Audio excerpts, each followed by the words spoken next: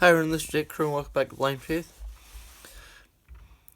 This week I'd like to talk about thanking God for things, but first and foremost, I would like to kind of bring up some information that I think everyone should have with all the happenings with the coronavirus pandemic and stuff.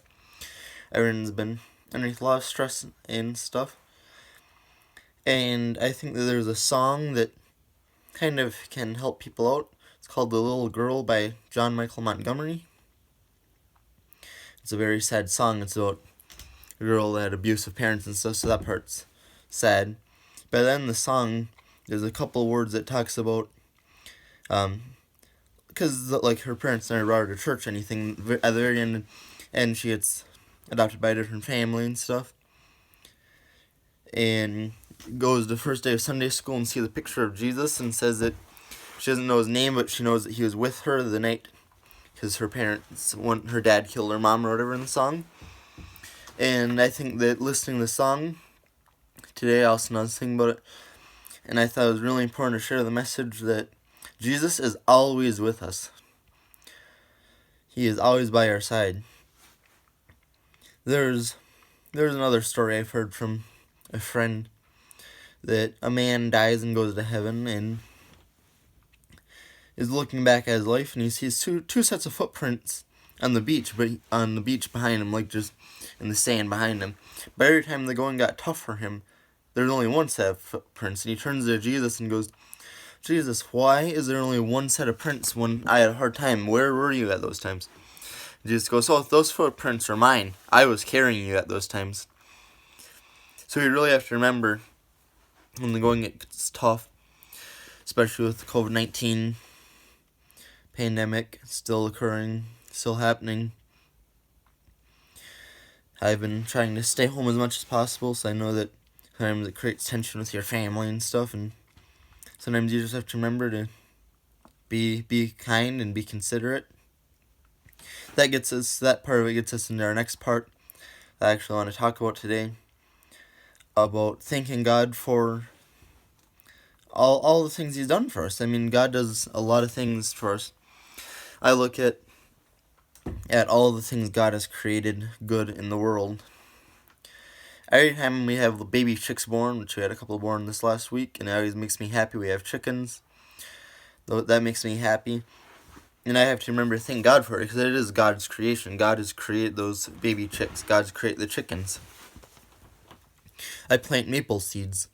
The maple trees are starting to pop up and grow.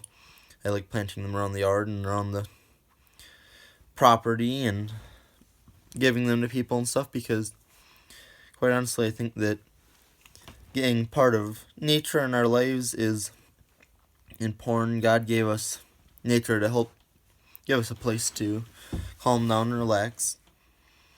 And so personally I like growing maple seeds, and I've got to remember to thank God for those. And so it's just one of those things that I think in life we have to remember to slow down more often and thank God for even the small things. Maybe you got good news this morning about something small. Maybe you found out that even you got paid. I mean, although getting paid is is something that might occur monthly or every 2 weeks. It's just that happy feeling you get when you get paid, and you can sit there and thank God that you have a job, thank God that you have money coming in. But we also have to keep in mind, and I've started saying this more and more, because when I was younger, and even now, every once in a while, I get that push to try going to college for something really big, like finding a job that I get paid a lot of money. And it's funny, because a couple of weeks ago, I was even talking to someone, I was like, yeah, and I could have an indoor underground pool and stuff, and going on and on. And you always have to pause, and I kind of paused and thought about it. It'd be nice to have an indoor pool. It'd be nicer and warmer. But right now we have an outdoor pool. It's not an underground one, but it's big enough that you can swim around in some. And I think that we have to look at the things in life that we have right now and not keep pushing for more and more and more. we have to realize that it's important to share with other people, because someday when we die, we really can't take it with us. I can't take a pool with me. I can't take a huge house with me. I can't take my money with me. I can't take anything with me. All that you kind of have is your legacy, like what you did on Earth while you're on Earth and alive.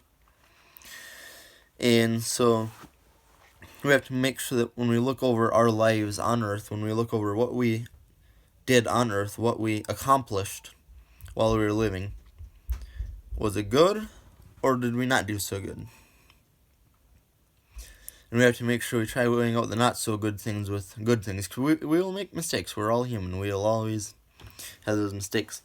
But we have to make sure that we are always striving to be a better person. Because just because we're human, that's not an excuse for ourselves. Every time I make a mistake, I can't go, "Oh, I'm just human," and push on, not apologize, not pretend like it didn't happen just because I'm human. As humans, we have to realize that we will make mistakes, and we have to try and make those mistakes better. We have to apologize. When good things happen, we have to thank God. When something bad happens to us or a loved one, we have to pray and ask God for help getting through the situation. Pray for help for the loved one. Pray. Praying is the most important thing we can do, especially with this pandemic. I found when this pandemic first started, I'd pray more than I would an average day, which I should be praying a lot all the time. And I think it's important to notice that how much you pray. I mean, that sometimes you pray about and don't even notice if you've prayed that day or not. I think it's important to just even take a couple seconds to pause in your busy day and talk to God. A couple things every once in a while. It'll help you. It'll help the situation. It'll help everything. But I've noticed also as the pandemic has continued, I still prayed a lot. But every once in a while, I catch myself that I went through a couple hours, 5, 6, 7 hours even, and I haven't really talked to God. I haven't told him about how I'm feeling. I haven't asked him for help with anything. And some people might think you should only ask God for help when you actually need help. But I think it's important to always be asking God for help with something, whether it's something that you need or something someone else needs. Praying to God for people affected by COVID-19, praying to God for people affected by starvation. I mean, there's so many things to pray to God for that I think that we have to push through the automatic response that when someone tells us that you should pray, sit down and pray, you go, "I don't have anything to pray for right now, I'm happy."